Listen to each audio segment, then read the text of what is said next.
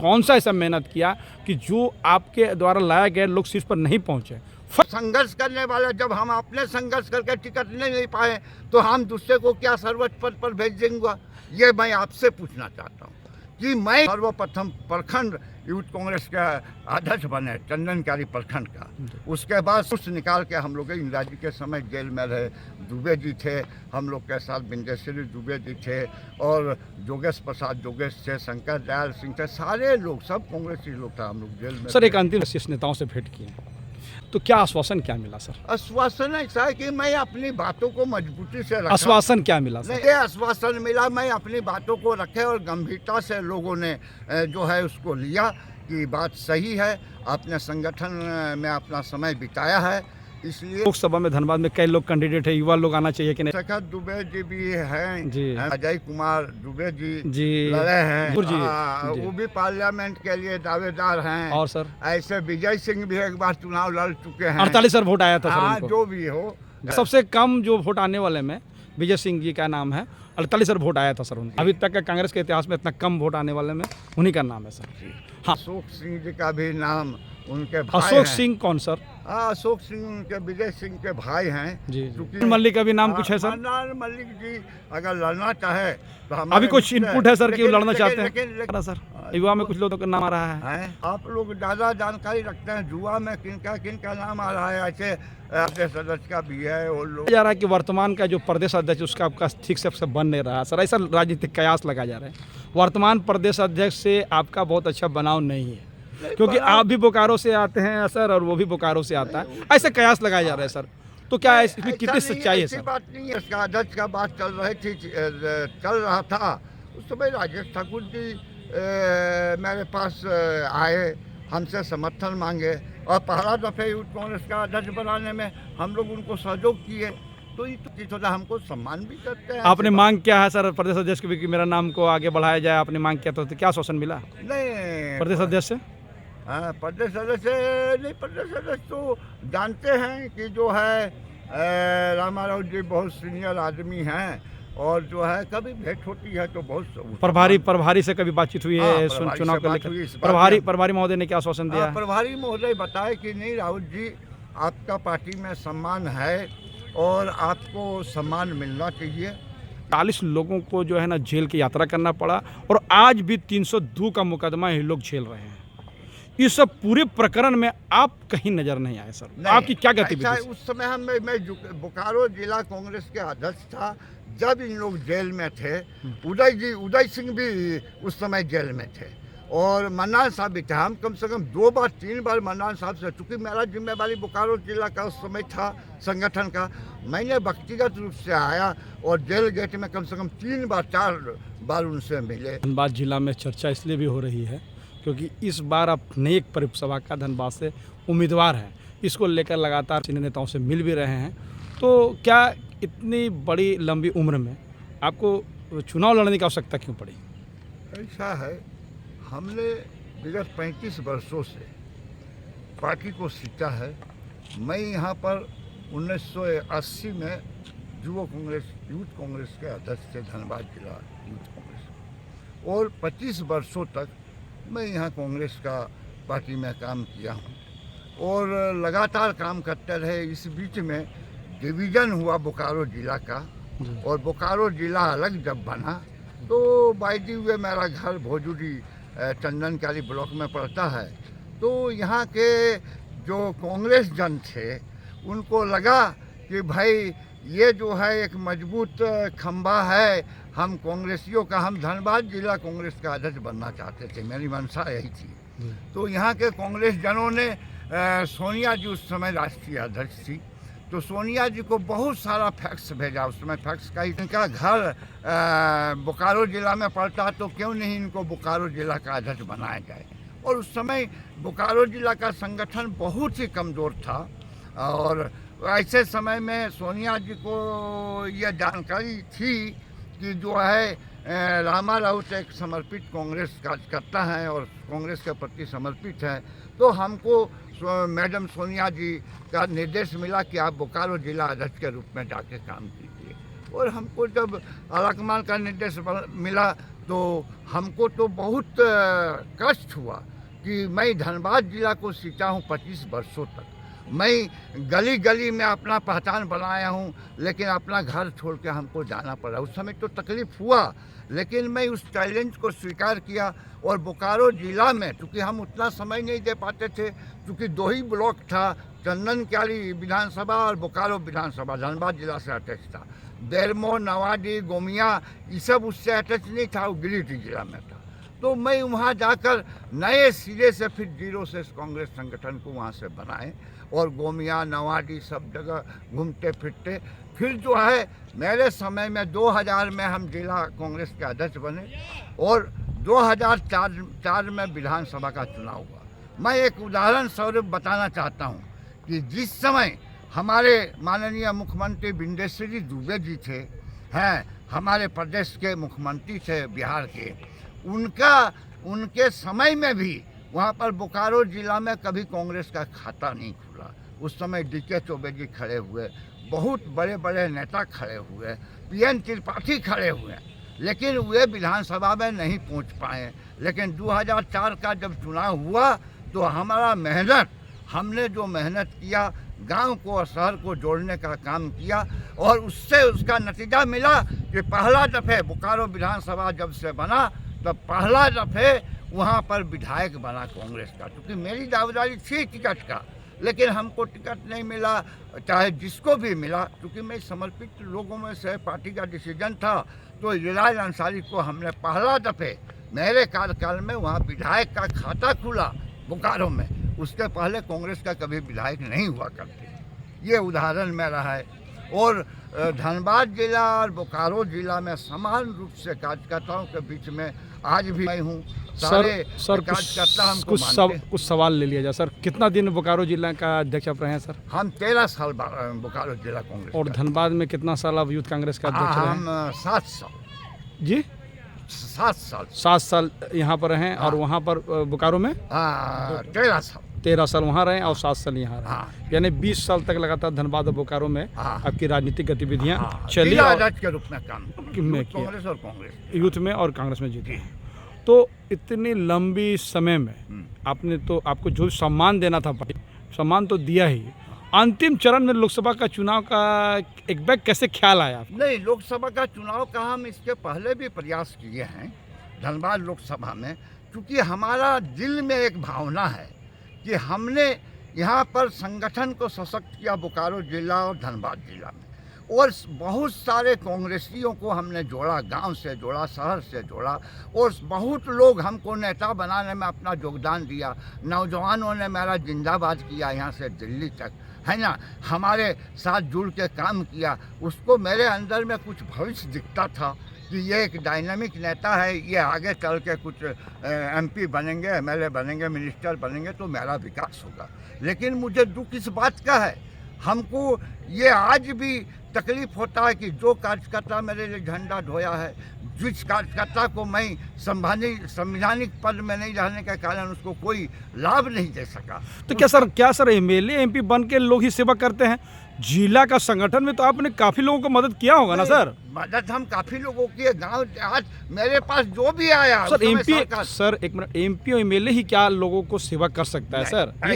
इसकी जवाब दीजिए। ऐसा है कि संवैधानिक पद में जो संवैधानिक पद में होते हैं वो MP MLA होते हैं। क्या संवैधानिक पद में फायदा दे सकते सर? अगर मान लीजिए अगर आपको बना दिया तो तब क्या फायदा देते सर? इसके बारे में फायदा देते क्या सर बता दिए ना सर। कार्यकर्ताओं का सर किस तरह करते बता दिए ना सर, कैसे मदद करते हैं? कार्यकर्ताओं को हम जो है अपना संवैधानिक पद में रहने से हमको ताकत मिलती। मैं जिला में दबाव सर किस तरह का? सर मेरा सवाल सुन लीजिए। दबाव बना के उसको छोटा छोटा रोजगार देते, उसको ठेकेदारी जो है उस समय बहुत सारा ऐसा काम चलता था, कार्यकर्ता को हम काम दिलाते, काम दिलाने के बाद दबाव बनाते जिला में और लोगों को कुछ ना कुछ रोजगार देते। ये मेरा दिल में मनसा था। जितना हम अपने जिला अध्यक्ष काल में लोगों का सेवा किया, लेकिन संवैधानिक पद में नहीं रहने के सर, कारण मैं आपके जो चाहता था वो नहीं कर सर आपके नेतृत्व में आपने कहा ना एक एमएलए जीता, इजराइल अंसारी का नाम आपने लिया, हाँ। कोट किया, तो क्या इजराइल अंसारी जी आपकी आकांक्षाओं के हिसाब से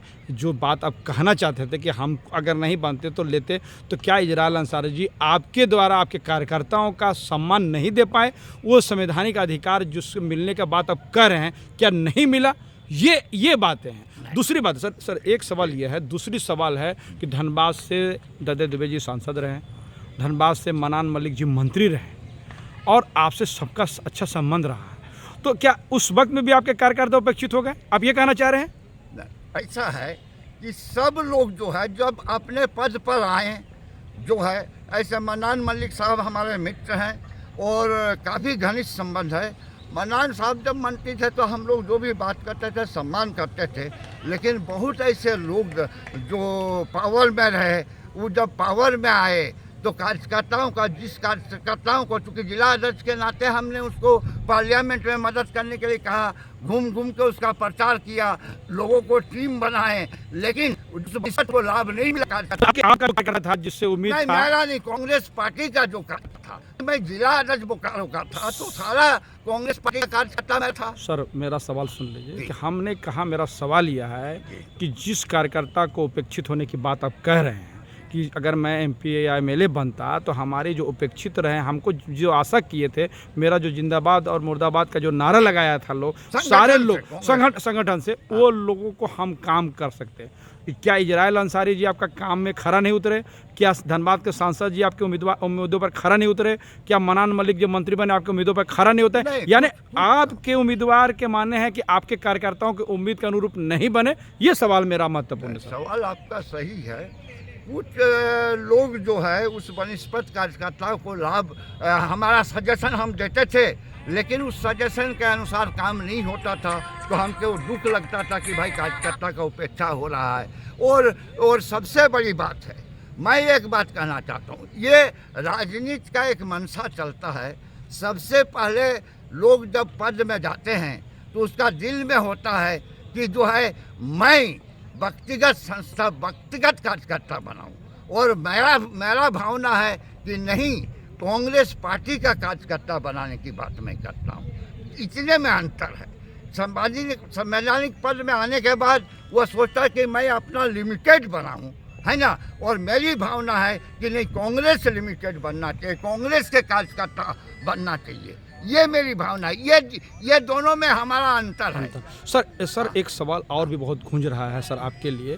सर ये कहना है लोगों का, आम लोगों का, आपको तो बहुत अच्छा मिला ना सर, आपको तो अवसर मिला, आप जिला अध्यक्ष बनाए गए, आपको यूथ में भी बनाए गए, अब जिला अध्यक्ष। कई लोग ऐसे कांग्रेसी हमको मिले सर धनबाद जिला में जो 40 साल से 45 साल से कांग्रेस का झंडा ढो रहे हैं, ना वो जिलाध्यक्ष बन पाए, ना उनको बहुत अच्छा कोई सम्मान मिल पाया। तो क्या उन लोग उपेक्षित नहीं है सर? और आपको मिलने के बाद आप बोल रहे हैं कि संसद भी हम ही को बना दीजिए।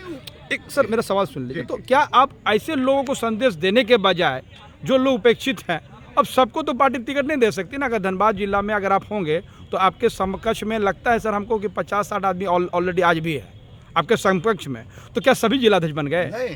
तो सब लोग एमपी बन गए, सबको टिकट मिली? क्या उन लोगों के बारे में सोचने के बजाय आप खुद को इतना बड़ा अध्यक्ष बने और हमको सांसद का टिकट दें, ये क्या बात है सर? इसको जरा स्पष्ट कीजिए सर। हम स्पष्ट करना चाहें, मेरा कहना है जो लोग भी उपस्थित हैं उसको जो है पार्टी की ओर से उसको सम्मान मिलना चाहिए। पार्टी उसको कैसे मजबूत करे, इस पहले पर पार्टी को सोचना चाहिए।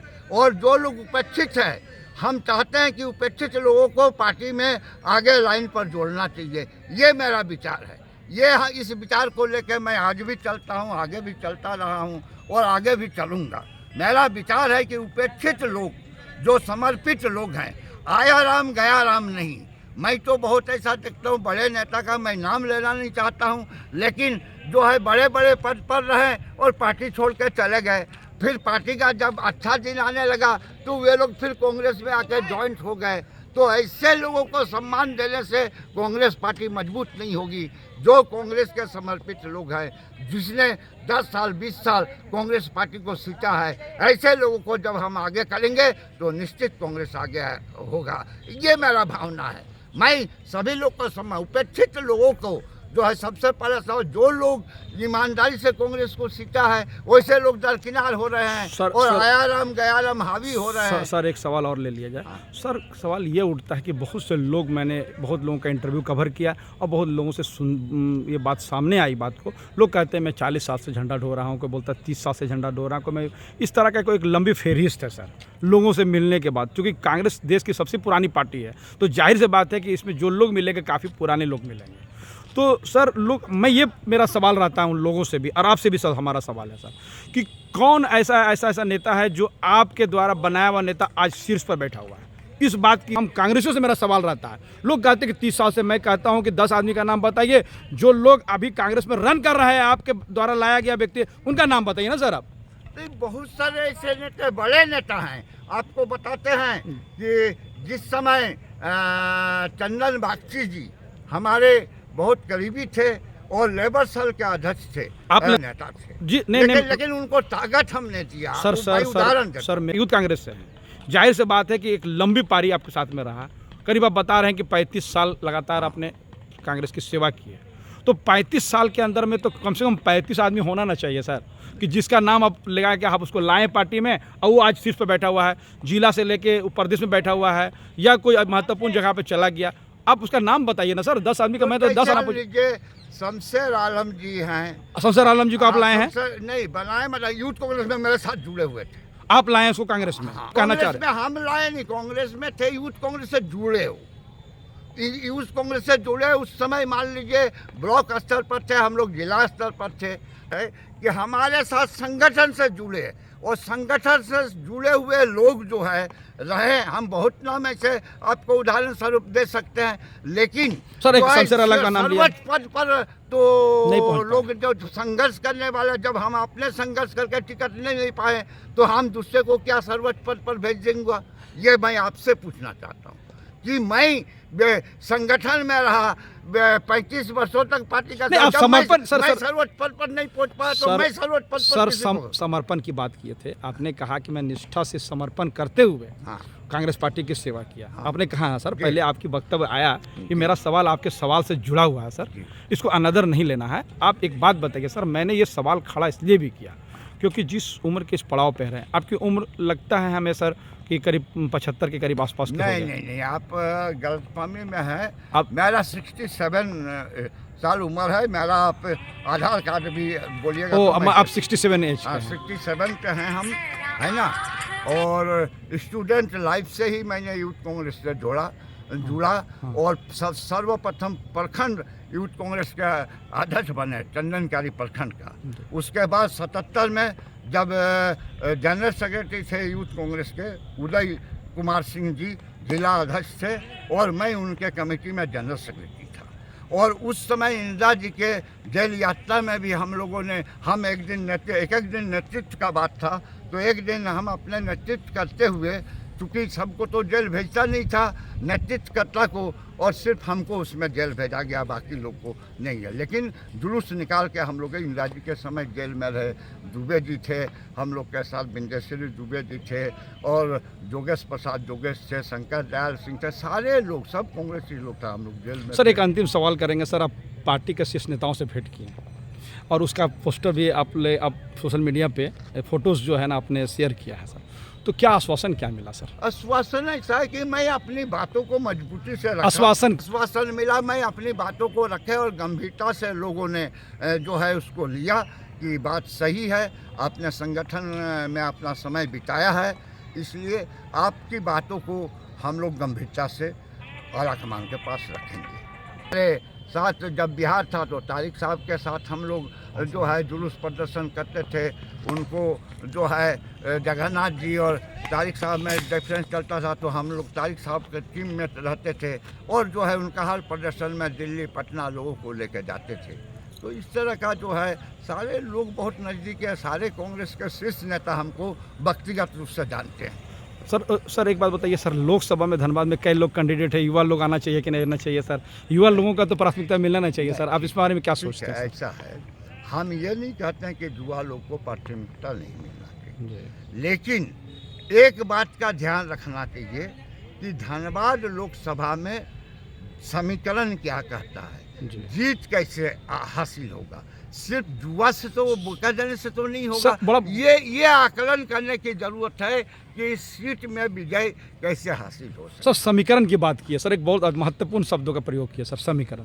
इस समीकरण क्या है सर? जातीय समीकरण है, वर्ग समीकरण है, मजदूर समीकरण, क्या समीकरण क्या है सर? इस समीकरण जीत का समीकरण क्या मैं है सर? समीकरण पर एक बात कहना जी आप एक बात जान जाइए कि एक जाति समीकरण तो राजनीति में तय है, लेकिन दूसरी बात यह है, मैं जाति समीकरण पर विश्वास नहीं करता। मैं विश्वास करता हूं कि जमीनी पहुंच किसको है, इस पर मैं भरोसा। तो सर कांग्रेस पार्टी के जात एक है और कांग्रेस कार्यकर्ता मेरी संपत्ति है, कांग्रेस कार्यकर्ता मेरा धरोहर है और मुझे विश्वास है कि कार्यकर्ताओं का भावना को मैं समझता हूं और कार्यकर्ता मेरी भावना को समझती है। कौन कौन लोग हैं सर सांसद के उम्मीदवार में आपके साथ साथ? आप तो है ही। उम्मीदवार तो चंद्रशेखर दुबे जी भी हैं जी। MP रहे हुए हैं जी एक बार जो है अजय कुमार दुबे जी जी लड़े हैं। जी हाँ। हमारे अभी प्रदेश अध्यक्ष का भी पता नहीं मनसा ये हो सकता सुन रहे हैं, है सुन रहे हैं। सुनने में आता प्रदेश है कि अध्यक्ष वो भी- मतलब राजेश ठाकुर जी। जी। वो भी पार्लियामेंट के लिए दावेदार हैं। और सर ऐसे विजय सिंह भी एक बार चुनाव लड़ चुके हैं। 48 सर वोट आया था सर हाँ, उनको। जो भी हो, आप लोग के पास आकलन है। जी। ऐसे अभी तक का सबसे कम जो वोट आने वाले में विजय सिंह जी का नाम है, 48 सर वोट आया था सर उनको। सबसे ज़्यादा, सबसे कम अभी तक का कांग्रेस के इतिहास में इतना कम वोट आने वाले में उन्हीं का नाम है सर। हाँ, और किनका नाम है सर? और कौन लोग हैं? मान लीजिए उनका नाम आ रहा है। उसके बाद जो है अभी अशोक सिंह जी का भी नाम, उनके भाई अशोक हैं। सिंह कौन सर? हाँ, अशोक सिंह उनके विजय सिंह के भाई हैं। जी जी। क्योंकि जब हम यूथ कांग्रेस के अध्यक्ष थे तो वो बहुत जूनियर थे। विजय सिंह के यहाँ कभी कभार जाया करते थे। और सर और किसी का नाम? अभी तो सुनने में जो मनान है- मल्लिक का भी नाम कुछ है सर? मनान मल्लिक जी अगर लड़ना चाहे तो हम अभी कुछ इनपुट है सर कि वो लड़ना चाहते हैं? लेकिन हमको नहीं लगता कि मन्नान साहब बहुत इंटरेस्टेड हैं। युवा में किनका किनका नाम आ रहा है सर? युवा में कुछ लोगों का नाम आ रहा है। हैं? युवाओं के बारे में कुछ आ रहा है कि वो लोग भी अपना रेस में कुछ हैं? नहीं, जुआ लोग को तो रेस किस में- किस के बारे में सर कुछ जानकारी नहीं, आपको जुआ- है? जुआ के बारे में तो कैसे हम बोले। जुआ तो आप लोग ज़्यादा जानकारी रखते हैं। जुआ में किनका नाम आ रहा है। ऐसे अभी नाम बता दिए कि मुख्य नामों में से मनसा बहुत लोगों को है, हमारे प्रदेश अध्यक्ष का भी है, और लोगों का है, और लोगों का है। तो मान लीजिए हम कैसे बताएं। जी लेकिन हमको उसके लिए कोई बात नहीं। चुनाव एक ही आदमी लड़ेगा जी। पार्टी में, और जिसको भी पार्टी टिकट देगी उसको सबको सम्मान करना चाहिए और निष्ठापूर्वक कांग्रेस जनों सर, को काम करना। कहा जा रहा है कि वर्तमान का जो प्रदेश अध्यक्ष उसका आपका ठीक से बन नहीं रहा सर, ऐसा राजनीतिक कयास लगा जा रहा है। वर्तमान प्रदेश अध्यक्ष से आपका बहुत अच्छा बनाव नहीं है, क्योंकि आप भी बोकारो से आते हैं सर और वो भी बोकारो से आता है, ऐसे कयास लगाया जा रहा है सर। तो क्या इसमें कितनी सच्चाई है ऐसी सर? बात नहीं है।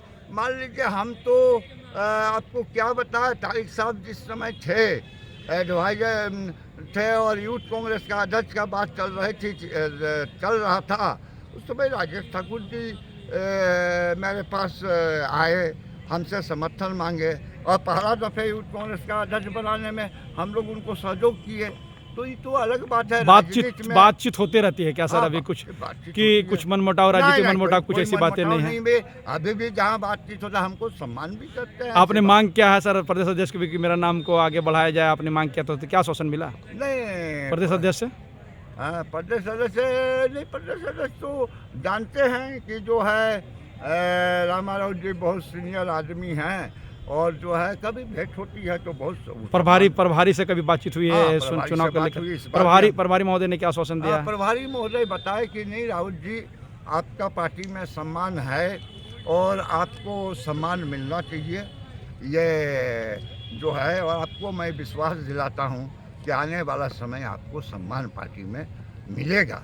सर कुछ एक दो सवाल करने के बाद हम आपको रिलीज कर देंगे सर, बहुत समय हाँ, दिया बोलिए, आपने। नहीं, सर जब अभी लगातार मनान मलिक साहब जेल चले गए, वो जेल गए थे, बड़ा अतिक्रमण को लेकर जो है बहुत बड़ा कार्यक्रम चला था यहाँ पर, और जिसमें मनान मलिक सहित करीब बच्चा बाबू, नीरज बाबू जो अब नहीं रहे हैं, ऐसे 40 लोगों को जो है ना जेल की यात्रा करना पड़ा, और आज भी 302 का मुकदमा ये लोग झेल रहे हैं। इस सब पूरे प्रकरण में आप कहीं नजर नहीं आए सर, नहीं, आपकी क्या ऐसा गतिविधि है, थी? उस समय मैं बोकारो जिला कांग्रेस के अध्यक्ष था जब इन लोग जेल में थे।